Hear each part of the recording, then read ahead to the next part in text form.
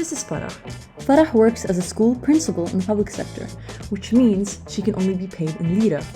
Despite adjustments to her salary, it's now worth only about 5% of its pre-crisis value when converted to dollars at the parallel market rate. Abir works as a graphic designer in the private sector. She's paid in dollars.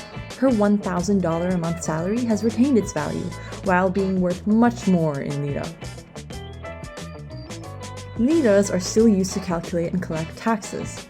At the new income tax brackets, Farah owes about 1.8% of her salary, while Abir, who earns over 13 times more, pays less than 1%, a much lower tax.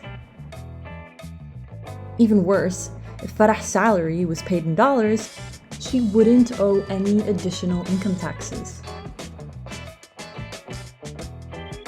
This violates the principle of horizontal equity, which states that people who make the same income should be paying the same taxes.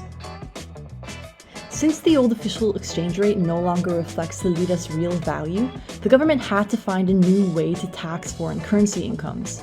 They decided to use the new official exchange rate, which despite being 10 times more than the old one, is less than 1/5 on the parallel market rate. The International Monetary Fund calls this a misvaluation with regressive consequences.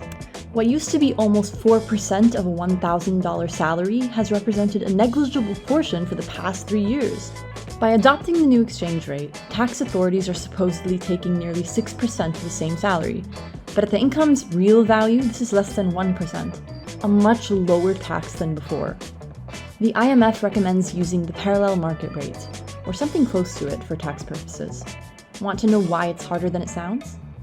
Find the full article in the link in our bio.